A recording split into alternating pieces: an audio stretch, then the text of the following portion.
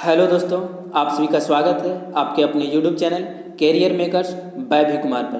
दोस्तों, मैं हूं विजेश्वर कुमार और आज हम बात करेंगे 9वीं कक्षा के गणित विषय का ऑब्जेक्टिव क्वेश्चन को लेकर, जो कि 2021 के मॉडल सेट में दिया गया है। तो चलिए शुरू करते हैं। सबसे पहले हम लोग सामान्य निर्देश को देखेंगे। तो पहला निर्देश है कि कुल प्रश्नों की संख्या 40 यानी कि 2021 में होने वाले वार्षिक परीक्षा में कुल प्रश्नों की संख्या 40 होगी। दूसरा निर्देश है सभी वैकल्पिक हैं, यानी कि सभी प्रश्न वैकल्पिक होंगे, यानी कि ऑप्शनल होंगे। तीसरा निर्देश है सभी प्रश्न एक अंक स्तरीय हैं, यानी कि सभी प्रश्न एक अंक का होगा। इस प्रकार कुल 40 प्रश्नों में कुल पूर्णांक 40 का होगा। निम्नांकित में कौन परिमेय संख्या है? इसमें हम लोग को पता करना है कि कौन परिमेय संख्या है। तो इसमें हम बता देना चाहेंगे कि परिमेय संख्याएं वैसी संख्याएं जिसे P/Q के रूप में लिखा जा सके, वह संख्या परिमेय संख्या होगा।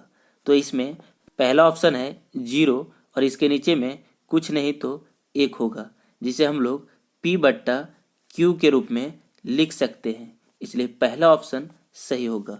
अगला प्रश्न में चलते हैं। इनमें से कौन परिमेय संख्या 3 और 4 के बीच स्थित है? तो इसमें हम लोग को देखना है कि कौन सी परिमेय संख्या 3 और 4 के बीच स्थित है। तो पहला ऑप्शन है 3/2 और इसे हम लोग लिख सकते हैं 3 को 2 से भाग देंगे तो आएगा 1.5, जो कि 3 से बड़ी और 4 से छोटी नहीं है। दूसरा ऑप्शन है 7/2 और इसे हम लोग 2 से भाग देंगे तो आएगा 3.5, जो कि 3 से बड़ी और 4 से छोटी है। इसलिए ऑप्शन नंबर 2 सही होगा। अगला प्रश्न में चलते हैं। निम्नलिखित में अपरिमेय संख्या कौन है? इसमें हम लोग को देखना है कि कौन सी संख्या अपरिमेय संख्या है। तो बता देना चाहेंगे कि अपरिमेय संख्याएं वैसी संख्याएं जिसे P/Q के रूप में नहीं लिख सकते हैं, अपरिमेय संख्याएं कहलाती है। तो पहला ऑप्शन है 3 और इसके नीचे में कुछ नहीं तो 1 होगा और यह P/Q के रूप में है, इसलिए यह अपरिमेय संख्या नहीं है, परिमेय संख्या है। दूसरा ऑप्शन है 1/3 और यह P/Q के रूप में लिखा हुआ है, इसलिए यह अपरिमेय संख्या नहीं है, परिमेय संख्या है। तीसरा ऑप्शन है कि √4 और √4 को हम लोग लिखेंगे 2 और इसके नीचे में कुछ नहीं तो 1 होता है। अब यह भी P/Q के रूप में लिख सकते हैं, इसलिए यह भी अपरिमेय संख्या नहीं है, परिमेय संख्या है। चौथा ऑप्शन है पाई। तो ऐसे प्रश्न में यदि ऑप्शन पाई हो, अपरिमेय संख्या पूछा जाए और ऑप्शन पाई हो, तो हमेशा के लिए याद रखना है कि पाई अपरिमेय संख्या है। अगला प्रश्न में चलते हैं। पाई क्या है? तो अभी हम लोग पिछले प्रश्न में देखें कि पाई अपरिमेय संख्या है, इसलिए ऑप्शन नंबर 2 सही होगा। अगला प्रश्न में चलते हैं। 36/100 का दशमलव प्रसार है। इसमें हम लोगों को पता करना है कि 36/100 का दशमलव प्रसार क्या है, शांत है या फिर अशांत है। तो सबसे पहले हम लोग हर को देखेंगे कि हर में कितना है, 100 है और हर का गुणनखंड यानी कि 100 का गुणनखंड 2n × 5m के रूप में होगा। और यदि हर का गुणनखंड 2n × 5m के रूप में हो तो उस परिमेय संख्या का दशमलव प्रसार शांत होता है। इसलिए 36/100 100 का दशमलव प्रसार शांत होगा। अगला प्रश्न में चलते हैं। 5 प्लस अंडर रूट 5 गुने 5 माइनस अंडर रूट 5 किसके बराबर है? तो इसमें हम लोग 5 प्लस अंडर रूट 5 और 5 माइनस अंडर रूट 5 को लिख सकते हैं ये प्लस बी इंटू ये माइनस वी, और ये हम लोग 5 को मानेंगे और रूट 5 को बी मानेंगे। तो ये प्लस बी इंटू ये माइनस बी का फार्मूला होता है ये स्क्वायर माइनस बी स्क्वायर, जो कि ये 5 होगा तो लिखेंगे 5 का स्क्वायर माइनस बी स्क्वायर, जो कि बी रूट 5 होगा और रूट 5 का स्क्वायर। अब 5 का स्क्वायर हम लोग लिखेंगे 25 और रूट 5 का स्क्वायर केवल 5 होगा। तो अब 25 में से 5 घटाते हैं तो आता है 20, जो कि ऑप्शन नंबर 4 में दिया हुआ है, इसलिए ऑप्शन नंबर 4 सही होगा। अगला प्रश्न में चलते हैं। इनमें से कौन एक चर में बहुपद है? तो हम लोग को इसमें देखना है कि कौन एक चर में बहुपद है, जो कि ऑप्शन नंबर 1 में दिया हुआ है x square plus 2x plus 1, जो कि एक चर में बहुपद है। अगला प्रश्न में चलते हैं। निम्नांकित में से कौन बहुपद नहीं है? इसमें हम लोग को देखना है कि कौन बहुपद नहीं है। तो पहला ऑप्शन में दिया हुआ है 3 under root x plus x root 2, जो कि यह बहुपद नहीं है। अगला प्रश्न में चलते हैं। x बराबर 1 के लिए बहुपद 5x minus 4x square plus 3 का मान होगा। इसमें हम लोग क्या करेंगे कि x का मान 1 रखेंगे, x का मान 1 रखेंगे तो इस बहुपद का हल क्या होगा? तो क्या दिया हुआ है 5x, यानी कि x की जगह पर हम लोग 1 रखेंगे, माइनस 4x स्क्वायर, यानी कि x की जगह पर हम लोग 1 रखेंगे और उसका स्क्वायर, प्लस 3, और इसे हम लोग हल करेंगे। तो 5 को 1 से गुना करते हैं तो 5 आता है, माइनस 1 का स्क्वायर 1 होता है और 1 को 4 से गुना करते हैं तो 4 आता है, प्लस 3।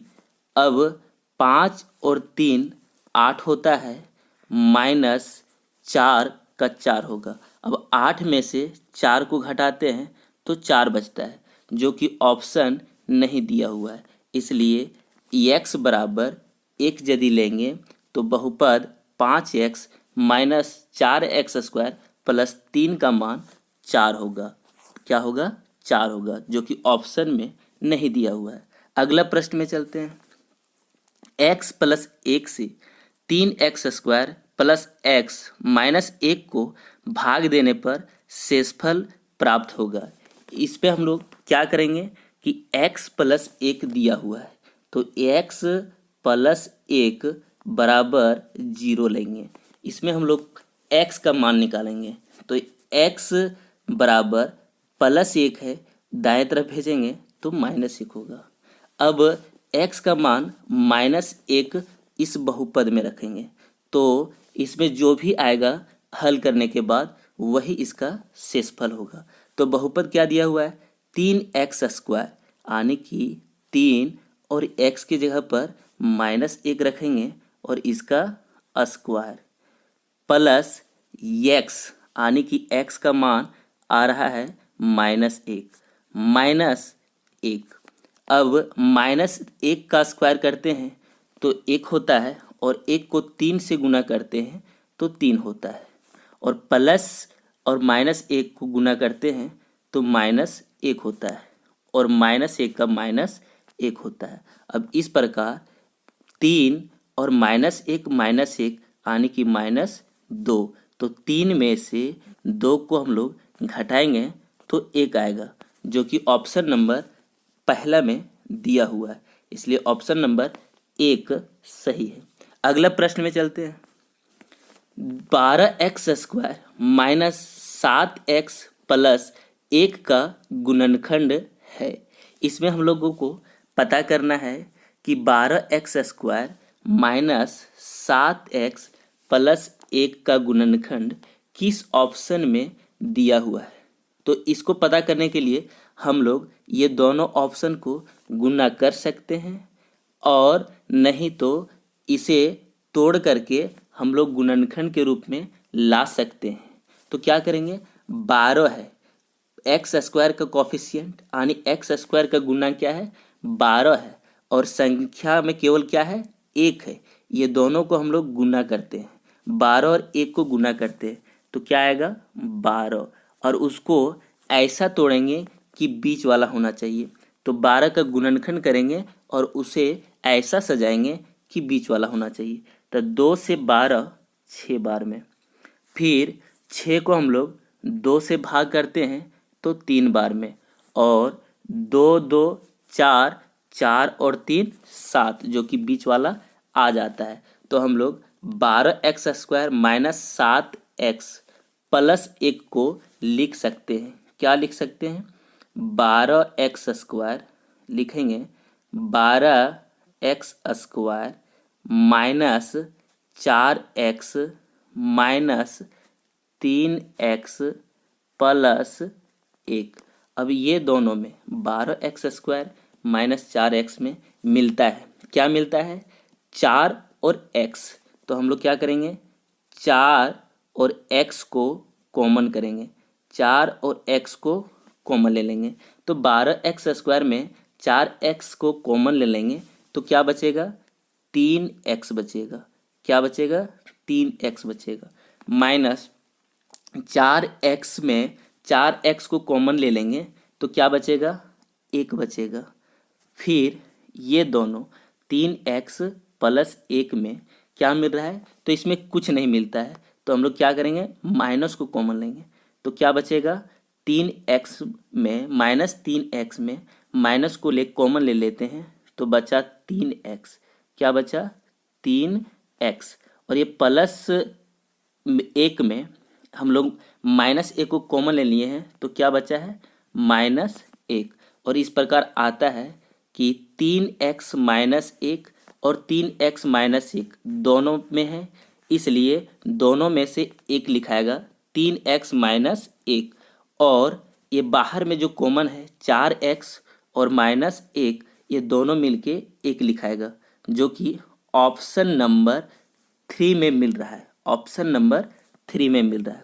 अगला प्रश्न में चलते हैं। यदि x minus 1 px x² plus x plus k का एक गुणनखंड है तो k का मान है। इसमें हम लोगों को पता करना है कि x minus 1 px x² plus x plus k का गुणनखंड है तो k का मान क्या होगा। तो इसमें हम लोग सबसे पहले x माइनस 1 बराबर 0 लिखेंगे। अब x बराबर क्या होगा, तो बाएं तरफ में -1 है, इसे दाएं तरफ भेजेंगे तो +1 होगा।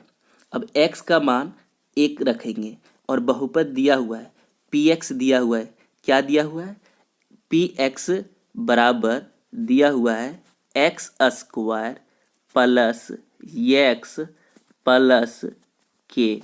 और प्रश्न में कहता है कि x माइनस 1 जो है वो px x² plus x plus k का गुणनखंड है, यानी कि ये px जब उसका गुणनखंड है तो px का हल px बराबर 0 होगा।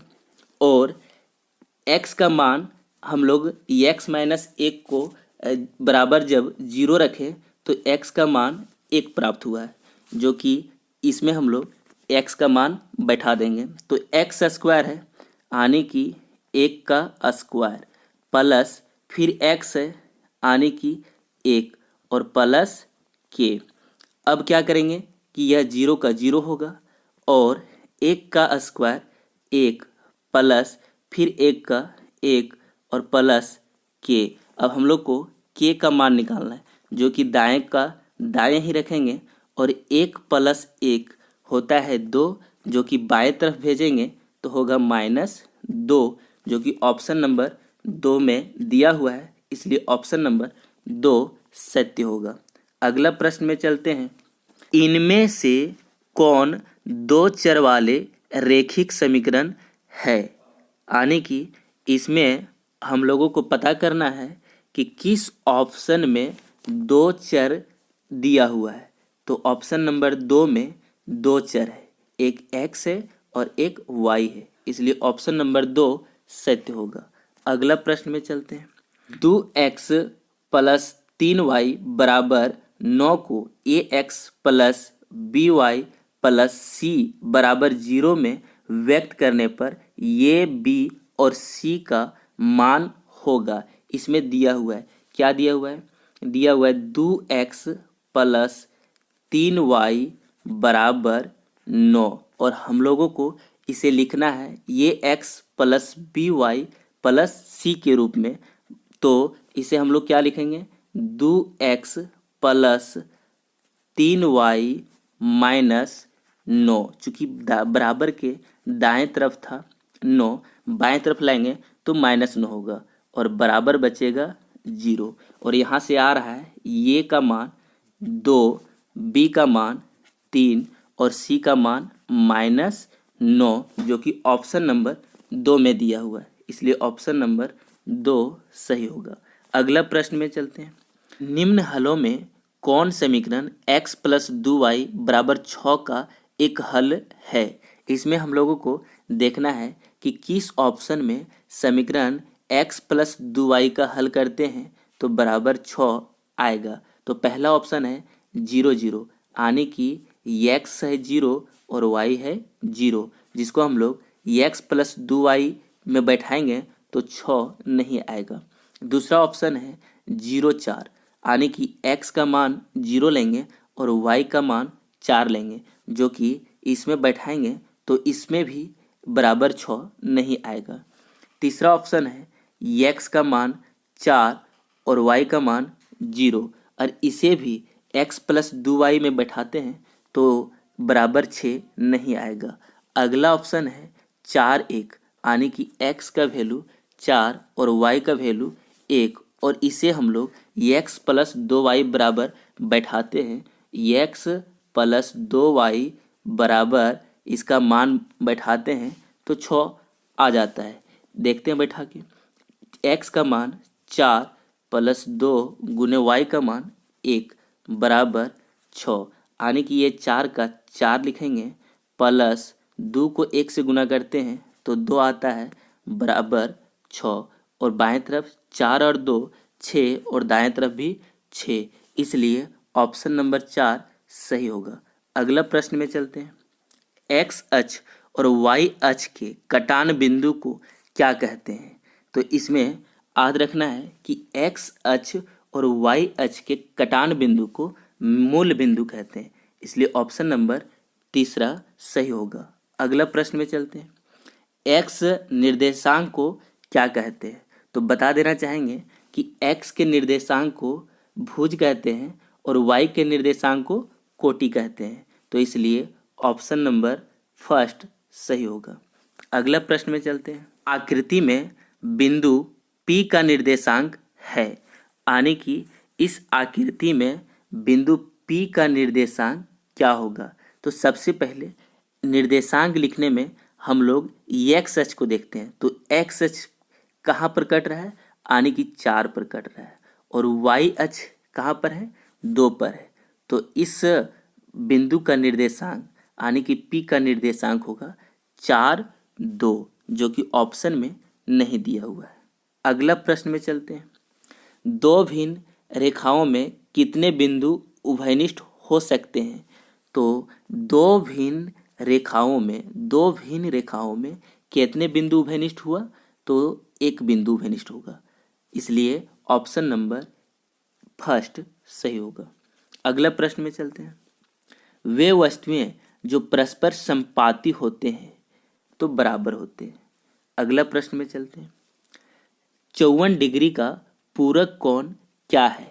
तो बता देना चाहेंगे कि किसी भी डिग्री कोण का पूरक निकालना हो तो उस डिग्री को पूरक का मतलब 90 में से घटा देना है। तो किसका निकालना है? 54 डिग्री का। तो इसका पूरक क्या होगा?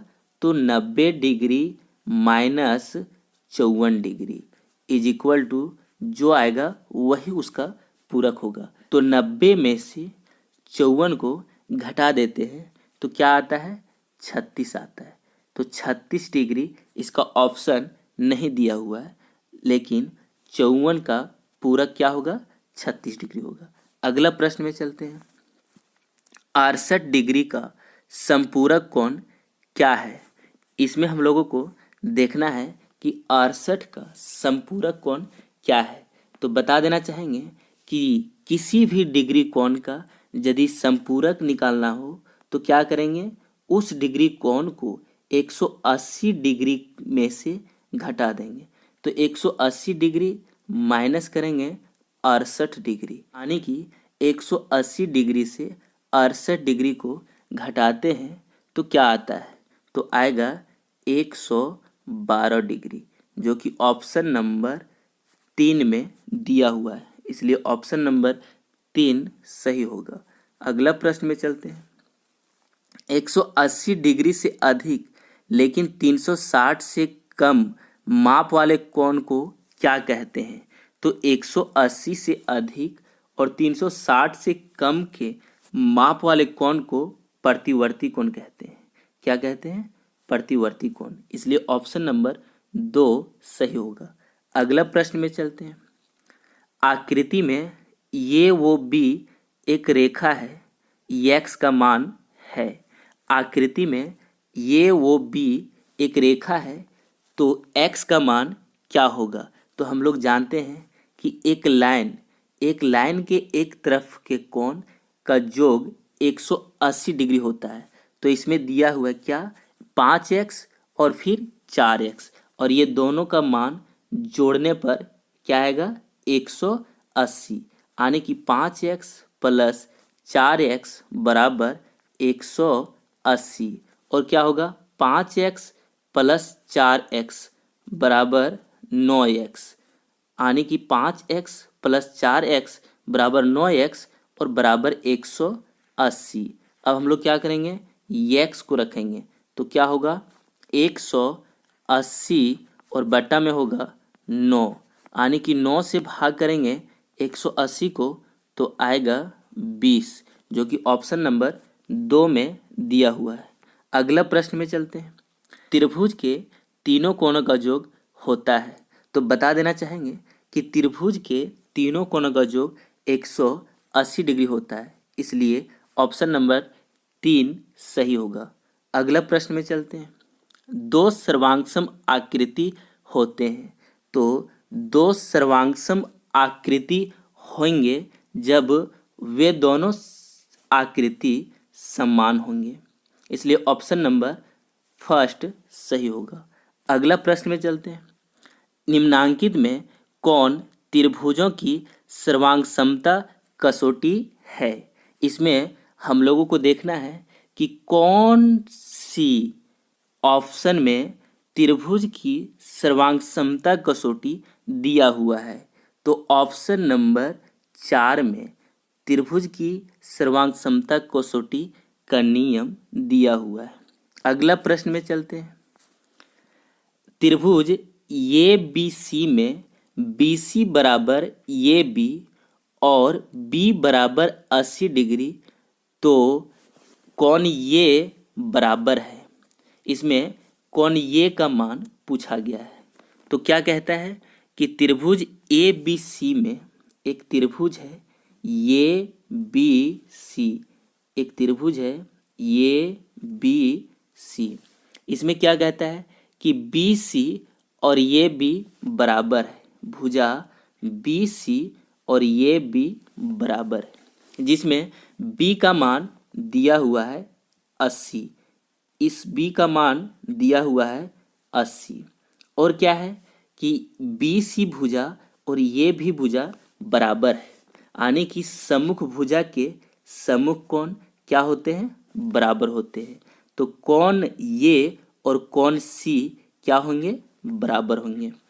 और कौन ये का मान और कौन सी का मान बराबर होंगे तो हम लोग मानते हैं कि x होंगे। कौन ये का मान और कौन सी का मान x, और कौन b का मान दिया हुआ है 80। और हम लोग जानते हैं कि त्रिभुज के तीनों कोणों का योग होता है 180 डिग्री।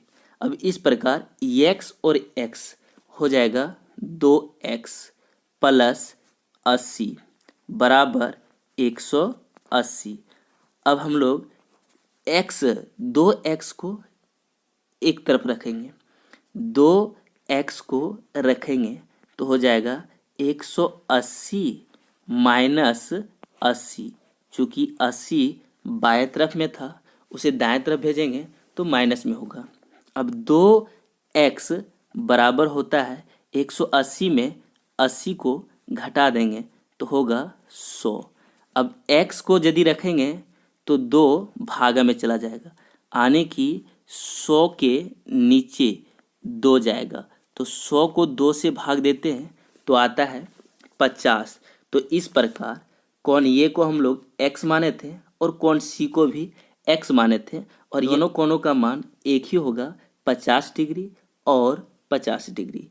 तो पूछा गया है कौन ये का मान क्या होगा, तो ऑप्शन नंबर 3 सही होगा। अगला प्रश्न में चलते हैं।